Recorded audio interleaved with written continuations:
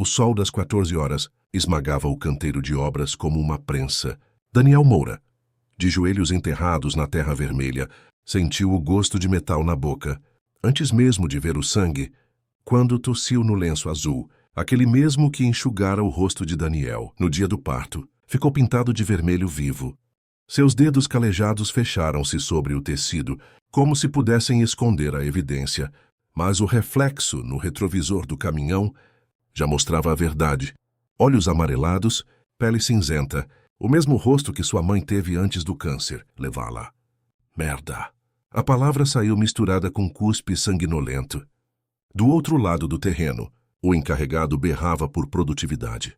Enquanto Daniel limpava discretamente os lábios, o rádio tocava um sertanejo antigo, a mesma música que tocara no bar quando, aos 12 anos, roubara o primeiro cigarro do pai. 30 anos depois, o derby vermelho ainda queimava seus dedos. Toda manhã, na volta para casa, o ônibus balançou forte numa curva, fazendo um senhor ao lado esbarrar nele. "Desculpe", murmurou o homem. Antes de franzir o nariz e mudar de lugar, o cheiro de cinza e morte que grudava na camisa de Daniel era mais eficiente que qualquer aviso de não fume. Quando chegou ao apartamento, Miguel esperava na porta, de mochila das tartarugas ninja e um sorriso, que desapareceu ao ver o lenço azul saindo do bolso do pai. "Tá com dor de garganta?" A pergunta infantil veio carregada de uma sabedoria que cortou Daniel ao meio. "Nada, miguxo, é poeira." Mentiu com a facilidade de quem praticava essa fraude há uma década, mas quando o menino dormiu abraçado ao ursinho de pelúcia que ganhara no último Natal, antes do divórcio, Daniel encarou o e-mail do médico. Na tela do celular, resultados: enfisema pulmonar 2º grau. Urgente. Abandono do tabagismo. Na estante, a foto de Miguel bebê, sorrindo em seus braços, parecia gritar: "Você vai estar lá quando eu crescer?" E naquela noite, pela primeira vez em anos, o pedreiro durou 5 minutos inteiros sem acender um cigarro. O diagnóstico e a mentira. O ar-condicionado do consultório médico assobiava como um maçarico, enquanto Daniel esmagava o boné de obra entre as mãos. A cadeira de plástico rangia sob seu peso, 92 quilos que agora pareciam lastro de concreto. Na parede, um pôster dos pulmões humanos o encarava, rosa e saudáveis, um insulto comparado à radiografia que a doutora Beatriz segurava. "Senhor Moura", ela disse, girando o exame para revelar as manchas negras. "Isso não é poeira, é enfisema grau 2. Seu dedo indicador apontou para a área mais escura, em forma de ferradura. Se continuar fumando, em 5 anos você estará oxigenado por tubos." Daniel forçou uma risada que soou como o rangido da cadeira.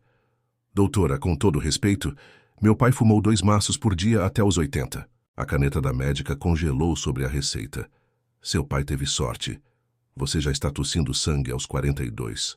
Ela inclinou-se para a frente e o cheiro do café amargo de sua xícara misturou-se ao álcool em gel. "Quer mesmo apostar que Miguel terá a mesma sorte?" O nome do filho ecoou como uma britadeira no peito de Daniel. Na farmácia, enquanto esperava os broncodilatadores, seu olhar foi atraído para o maço de derby atrás do balcão.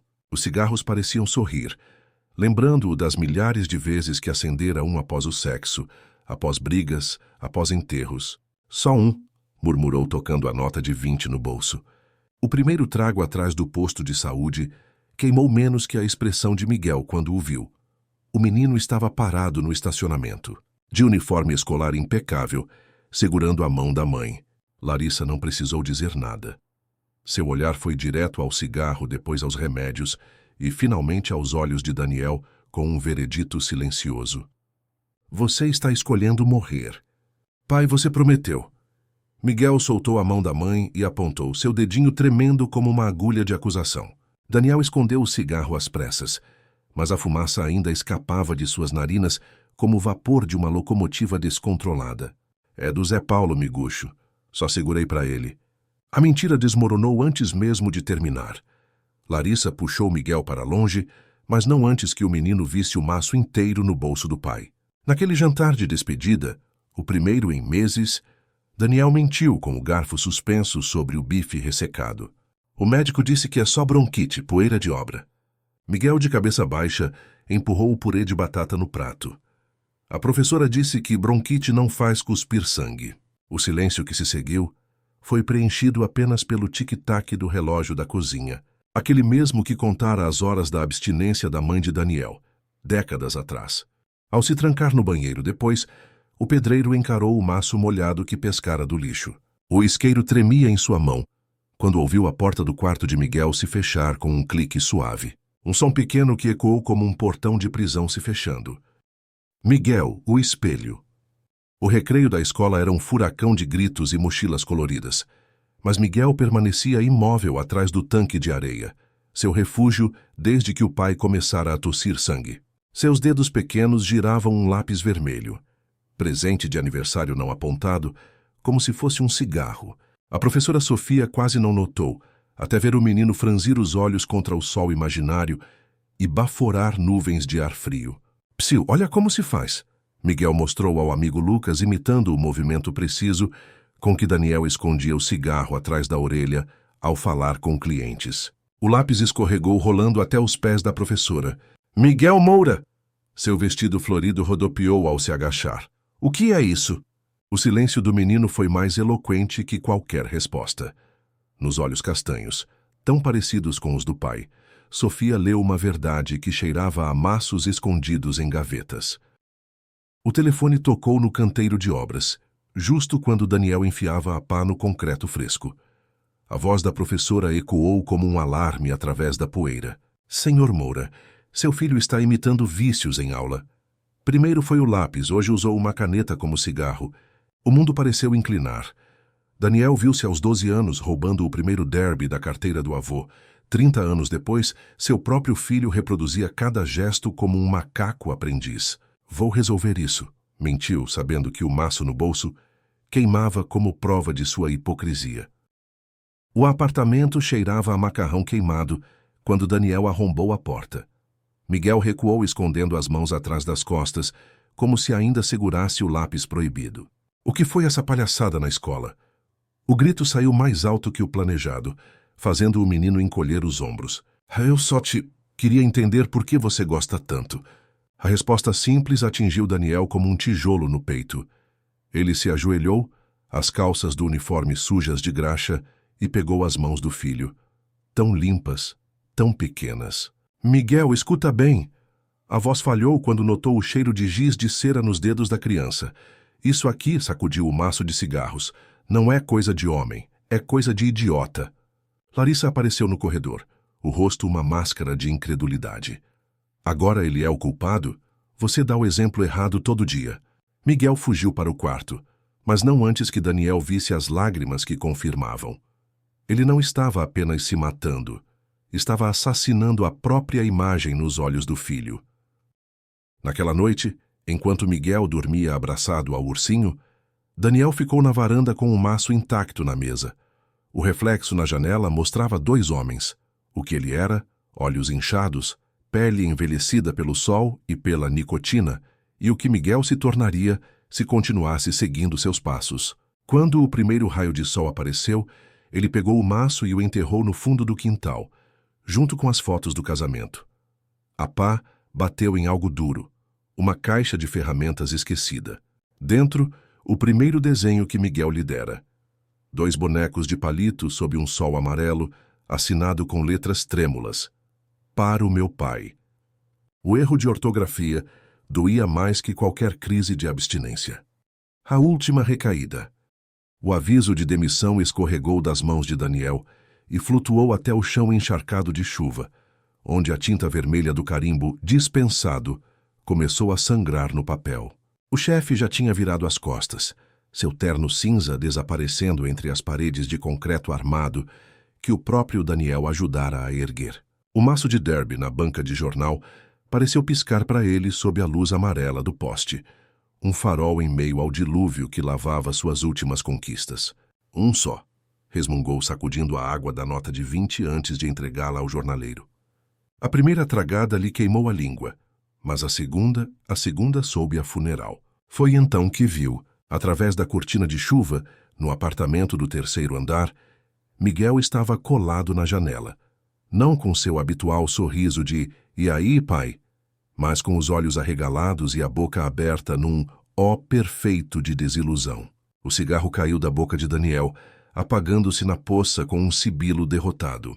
A porta do apartamento rangeu ao abrir, revelando o silêncio mais barulhento que Daniel já ouvira. Sobre a mesa da cozinha, 3 objetos esperavam. O maço molhado que ele deixara cair, um desenho novo. Pulmões pretos com um coração azul minúsculo, a caneta vermelha aberta, vazando como ferida. Miguel surgiu no corredor de pijama do Homem-Aranha e olhos vermelhos.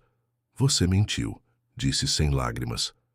A calma era pior que qualquer berro. Daniel quis explicar sobre a demissão, sobre a chuva, sobre o vazio que só o derby parecia preencher. Em vez disso, a tosse o dobrou ao meio, deixando um fio escarlate no dorso da mão.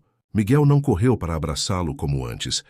Pegou o desenho e o prendeu na geladeira com o ímã do dentista, bem ao lado do outro, aquele dos pulmões rosas que ele insistira em colorir na semana passada. A batida na porta veio às 21h17, quando Daniel remexia o lixo atrás do maço semi-destruído. 2 policiais e Larissa, com o celular ainda fumegando de tanta mensagem para advogados. Ele tá colocando o Miguel em perigo, Larissa cuspiu, mostrando aos policiais as fotos que tirara da janela. Daniel sob a chuva, a fumaça saindo de sua boca como um trem fantasma. O agente mais velho, um barbado com cheiro de café rançoso, examinou o apartamento. Os remédios não abertos, a caixa de leite vazia, as cinzas no pires de porcelana que fora presente de casamento. Senhor Moura, disse pisando no derby esquecido no chão, ou você se ajuda ou a gente enquadra você por negligência parental. Não é ameaça, é matemática básica. Miguel, escondido atrás da porta do quarto, soltou um soluço que atravessou a casa toda. Foi esse som, não as leis, não as promessas quebradas, que fez Daniel engolir seco e assinar o papel que Larissa trouxera. Concordo em iniciar tratamento antitabagista imediato. Naquela noite, enquanto a abstinência começava a roer suas entranhas como um rato faminto, Daniel arrastou-se até o banheiro e cuspiu no espelho. A imagem que lhe devolveu o olhar estava irreconhecível. A barba por fazer, os dentes amarelados, os olhos do homem do leito 22. Quando o primeiro tremor violento o derrubou no chão frio, foi Miguel quem apareceu, com um copo d'água e uma toalha molhada. Sem dizer uma palavra, o menino sentou-se no azulejo ao lado do pai, desenhando círculos na poça formada pelo suor, como se fosse apenas mais uma noite normal, como se todos os pais do mundo vomitassem suas vísceras depois de jantar. E quando Daniel finalmente pegou no sono, exausto, foi o peso minúsculo do filho encolhido ao seu lado que o impediu de correr para a loja 24 horas comprar só mais um maço. O homem no leito 22. A crise de abstinência arrancou Daniel do sono às 3h17 da madrugada.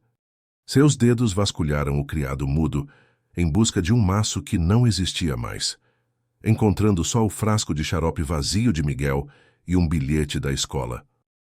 Precisamos conversar sobre seu filho imitando vícios em aula. O suor escorria em filetes grossos por suas costas, misturando-se ao cheiro de mofo do travesseiro. Fora da cama, os pés descalços afundaram num chão, que parecia inclinar-se como convés de navio. Foi assim, cambaleando entre a cozinha e o banheiro, que ele decidiu ir ao hospital. Não por si mesmo, mas pela promessa feita a Miguel na noite anterior, quando o menino deixou um desenho novo na geladeira. 2 pulmões, um preto e outro rosa, com a legenda "Você consegue, pai", escrita em letras verdes de giz de cera. O corredor da emergência cheirava a álcool e vômito. Enfermeiras apressadas empurravam macas com corpos que gemiam sob lençóis manchados, enquanto um televisor de teto transmitia comerciais de cigarro em volume baixo. A ironia fez Daniel cerrar os punhos. Foi então que o viu. No leito 22, um homem de pele acinzentada tossia sangue num balde de plástico. Seus olhos, afundados como crateras, encontraram os de Daniel num reconhecimento mudo. Enfisema grau 4, lia-se na ficha pendurada no pé da cama. O estranho levantou uma mão ossuda e fez sinal para que Daniel se aproximasse. Eu era pedreiro, como você, o homem sussurrou, apontando para as unhas de Daniel ainda marcadas por resíduos de cimento. Pensava que controlava.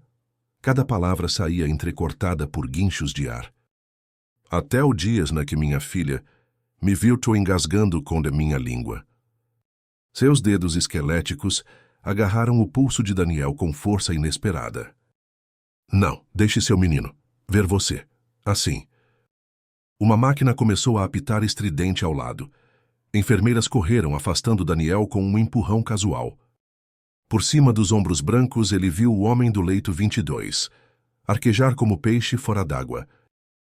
Os olhos arregalados fixos nele até o último instante. Um espasmo final e depois nada. O silêncio que se seguiu foi mais alto que todos os apitos. Daniel olhou para suas próprias mãos, imaginando-as transformando-se naquelas garras pálidas. E pela primeira vez entendeu. Miguel não perderia apenas o pai. Perderia-o aos pedaços, sufocado nu e humilhado diante de seus olhos. Fora do hospital, sob a luz crua do meio-dia, Daniel sentou-se no meio-fio e enterrou o rosto nas mãos. No bolso, seu celular vibrou. Era uma foto enviada por Larissa. Miguel, de uniforme escolar, segurava orgulhoso um cartaz. Dia sem tabaco na escola.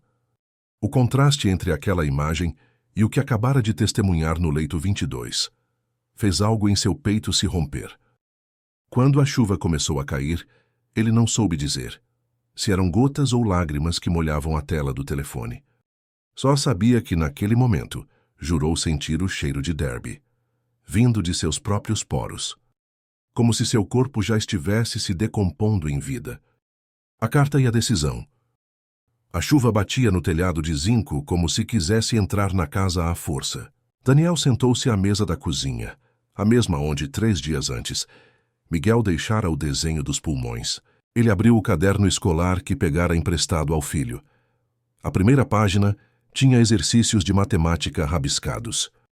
Era a letra desengonçada de uma criança de 8 anos. Virou até encontrar uma folha em branco. A caneta estalou entre seus dedos, que ainda tremiam como folhas de outono. Não mais pelo vício, mas pelo medo. Miguel escreveu, e já a tinta parecia escorrer como sangue, da ferida aberta que era sua culpa. Quando você ler isso, talvez eu já tenha conseguido, ou talvez não. A luz da cozinha oscilou, projetando sombras que lembravam o homem do leito 22. Daniel esfregou os olhos, mas a imagem persistia. Aqueles dedos ossudos apontando para ele, a voz rouca sussurrando, não deixe ele ver. Fora um trovão ecoou. As paredes do apartamento barato vibraram, fazendo cair da geladeira o ímã que segurava o último desenho de Miguel. Daniel pegou-o do chão, passando o polegar sobre os pulmões cor-de-rosa, que o filho pintara por cima dos negros. A caneta voltou ao papel. Se eu falhar, não é porque não tentei. É porque às vezes o monstro é maior que a gente. Mas hoje, olhando para você dormindo no sofá com seu pijama do Homem-Aranha, eu juro que vou lutar como nunca. O relógio da parede marcava 2h17 quando Larissa apareceu na porta, o cabelo despenteado e os olhos inchados de sono. Você vai ficar a noite toda aí? Daniel não respondeu, apenas virou o caderno para ela ver. Ela leu em silêncio, depois pousou a mão no ombro dele. Pela primeira vez em anos, um toque que não era de raiva. Ele merece você vivo, murmurou antes de voltar para o quarto. Daniel olhou para a carta novamente.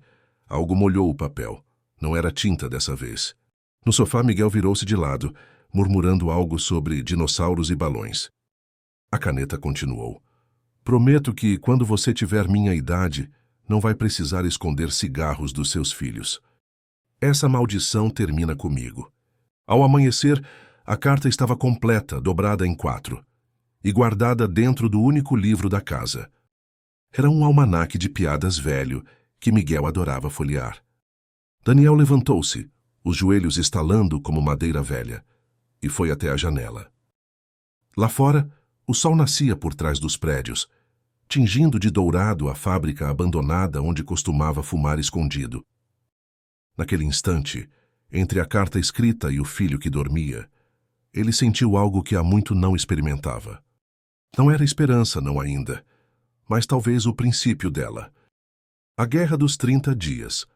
O primeiro minuto sem nicotina doeu mais que o dente que Daniel arrancara na marretada há 10 anos. Ele ficou parado diante do calendário de Miguel, aquele de dinossauros coloridos, que agora ostentava um X vermelho sobre o dia 1. Com as mãos suando como se estivessem prestes a enterrar um caixão. O relógio da cozinha tic-taqueava mais alto que seu coração acelerado. Só mais 60 segundos, pensou, mastigando o 10º chiclete de canela do dia. O sabor ardia na língua, mas não apagava o gosto fantasma do derby na garganta. Miguel observava de trás da porta, segurando o lápis de cor rosa, que usara para desenhar os pulmões saudáveis. Quando o ponteiro dos segundos completou a volta, ele pulou no corredor. Pai, você conseguiu 1 minuto! Daniel olhou para as próprias mãos, ainda trêmulas, mas agora limpas de alcatrão, e engoliu o orgulho junto com o chiclete. 1 minuto. Restam 43.199. Dia 6. A abstinência chegou como um trem desgovernado às 3h17 da manhã. Daniel acordou com o corpo encharcado num suor frio que cheirava a hospital. No escuro, os vultos na parede formavam rostos. O homem do leito 22, sua mãe morta, Miguel adulto com os mesmos olhos amarelados que os seus. Arrastou-se até o banheiro e vomitou bile verde no vaso sanitário entupido. Foi aí que viu. Alguém, Larissa, Miguel, colara um post-it no espelho. Você já durou mais que o vovô. Dia 14.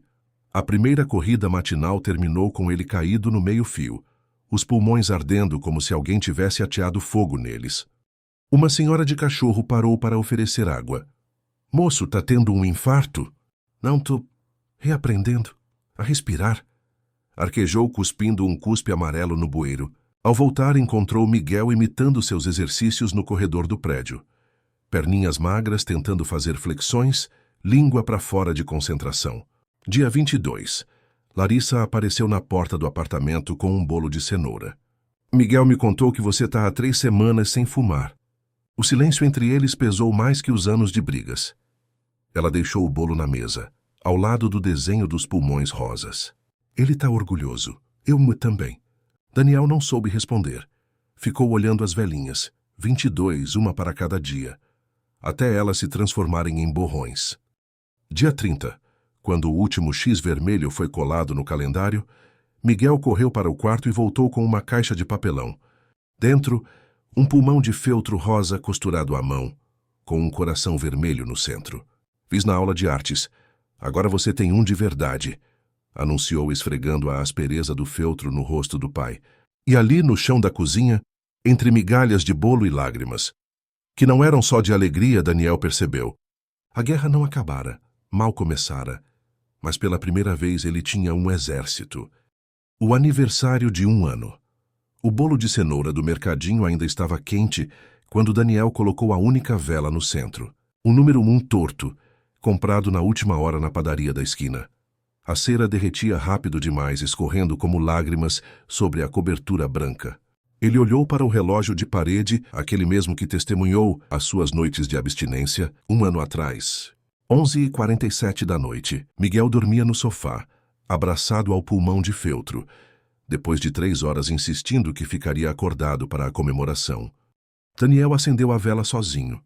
A chama tremeluziu, projetando sombras que lembravam os pesadelos do primeiro mês. Suores frios, alucinações com o homem do leito 22. As noites em que mordeu o travesseiro para não gritar. O isqueiro ainda estava na gaveta, junto com a carteira vazia. E a foto do dia em que Miguel nasceu. Ele soprou a vela antes que queimasse até o fim. E o cheiro de fumaça do pavio o transportou de volta àquele banheiro de obra onde tudo começara. A primeira garfada do bolo grudou no céu da boca. Doce demais para seu paladar ainda acostumado ao amargo do tabaco. Foi então que viu o envelope debaixo do prato. Para o pai que virou meu herói, escrito em letras verdes de giz de cera. Dentro, uma folha de caderno amassada. Querido pai, hoje faz 1 ano que você não fuma. Eu contei os dias no seu calendário secreto. Desculpe, eu fuçava seu armário. A senhora do mercado disse que ex-fumante vive 10 anos a mais. Isso quer dizer que você vai ficar até meu aniversário de 18 anos, certo? Se recair, tudo bem. A gente começa de novo. Eu te ensino. assinado Miguel, seu ajudante antitabagista. O papel tremia em suas mãos. Na TV muda, um comercial de cigarros passava em silêncio. Imagens de gente sorrindo com tragos azuis. Como se aquilo fosse liberdade e não um caixão de alcatrão. Daniel levantou e foi até o quarto, onde Miguel dormia de boca aberta, o pulmão de feltro manchado de suor. Beijou sua testa, respirando fundo o cheiro de criança limpa. Nada de nicotina, nada de morte. Na gaveta do criado mudo, seu celular vibrou. Era uma mensagem de Larissa. Parabéns pelo seu primeiro ano. Ele te idolatra, sabia? Ontem falou na escola que quer ser médico para curar fumantes. Cuidado, ou vai tomar seu lugar como herói. Daniel olhou para o pulso esquerdo, onde um relógio de pulso novo substituía o velho. Presente de Miguel com mesada economizada. 23h59. 1 minuto faltando para oficializar a vitória. Do lado de fora, um caminhão de lixo passou buzinando. E o barulho fez Miguel se revirar no sono. Pai, tá tudo bem? Murmurou sem abrir os olhos. Tá, amigucho, tá tudo perfeito. E quando o relógio marcou meia-noite, Daniel percebeu que pela primeira vez em 12 meses não contara os minutos. A corrida de Miguel. O tênis roxo de Miguel batia no asfalto da pista escolar com a cadência irregular de quem ainda não aprendera a controlar a respiração. Daniel, plantado na arquibancada de concreto, sentiu os próprios pulmões queimarem em simpatia. Não mais pelo cigarro, mas pela ansiedade de ver o filho, magricela e suado, disputando os 100 metros rasos do campeonato intermunicipal. O sol do meio-dia escaldava seu pescoço, e o cheiro de grama recém-cortada se misturava ao suor da plateia. "Corre, miguxo!" gritou, as mãos em concha ao redor da boca. Miguel, de calção azul e a camisa número 7, herdada do pai, olhou para trás por uma fração de segundo, um erro que quase o fez tropeçar. O menino da pista ao lado passou como um foguete, mas Miguel, com o joelho sangrando de uma queda na largada, acelerou nos últimos metros. Daniel não percebeu que estava de pé, até sentir o assento de metal vibrando sob suas pernas. A linha de chegada chegou antes do esperado. 4º lugar. Miguel caiu de joelhos na grama, ofegante, os olhos marejados. Daniel desceu as escadas da arquibancada em 3 pulos, o coração batendo como se fosse ele quem tivesse corrido. Quando alcançou o filho, viu que as lágrimas não eram de frustração. "Pai, eu corri sem tossir", Miguel arfou, segurando o pulso do pai com dedos sujos de terra. "Igual você, depois que parou." Foi então que Daniel percebeu. Enquanto todos os pais corriam para os vencedores, seu filho celebrava um triunfo invisível. Aquele menino que um dia imitara seus cigarros, agora imitava sua respiração livre. No caminho para casa, com Miguel pendurado em seus ombros como um macaco suado, Daniel passou em frente ao antigo bar do Zé Paulo. A placa "Proibido fumar" estava enferrujada, e o cheiro de cerveja velha escapava pelas frestas. Miguel apertou o pescoço dele. "Você sente falta?" O sol da tarde desenhou sombras longas no asfalto, enquanto Daniel pensava na resposta. "Sinto falta de achar que um cigarro resolvia tudo, mas hoje..." Ergueu o filho mais alto, fazendo-o gargalhar. "Sei que correr até vomitar resolve mais." Miguel riu, e o som ecoou pela rua vazia como um tiro de partida. A última carta. O auditório do hospital cheirava a café velho e desinfetante. Miguel, agora com 28 anos e o primeiro jaleco branco lavado 3 vezes para tirar o amido, ajustou o microfone diante da plateia de residentes. Seus dedos, tão parecidos com os do pai, mas sem alcatrão sob as unhas, abriram uma folha amarelada. "Quando eu tinha 8 anos, meu pai enterrou um maço de cigarros no quintal. Hoje, como pneumologista, eu desenterro histórias como a dele." A carta na sua mão era a mesma que Daniel escrevera numa noite de abstinência, 2 décadas atrás. As marcas de lágrimas ainda manchavam o papel onde se lia. "Miguel, se um dia eu falhar, lembre-se, você foi minha razão." Nos primeiros assentos, Daniel, de cabelos grisalhos e um oxímetro no dedo, precaução de ex-fumante, segurava o pulmão de feltro rosa que Miguel guardara como amuleto. O orgulho no seu sorriso era tão palpável que um residente ao lado sussurrou: "Dr. Moura, aquele senhor está chorando." "São lágrimas de gratidão, colega." Miguel respondeu sem desviar os olhos do pai. Elas lavam a fumaça do passado. No corredor, após a palestra, Daniel abraçou o filho com a força de quem ainda carregara sacos de cimento. Viu só, miguxo? Seu velho virou caso de estudo. Miguel riu, mas seu estetoscópio captou o ronco pulmonar que persistia, um eco distante dos derby vermelhos. Sei, pai, você sabe que essa história não acaba aqui, né? Entregou a Daniel um envelope novo. Dentro, um convite. Doutor Daniel Moura, convidado de honra do programa Pulmões de Esperança. O velho pedreiro olhou para o teto, onde a luz fluorescente desenhava halos como fumaça dissipada. Então vamos fazer bonito. Dessa vez eu levo o bolo de cenoura. E quando caminharam juntos até o estacionamento, ninguém notou o jeito cuidadoso com que Miguel segurava o braço do pai, não por fraqueza, mas para sentir cada batida do coração que, contra todas as probabilidades, ainda cantava. Todo vício começa como um fósforo aceso no escuro, parece calor até virar cinza. Mas a cura? Essa se constrói tijolo por tijolo com as mãos sujas de tentativas. Porque recair não é falhar, é lembrar que você ainda tem algo e alguém por que lutar.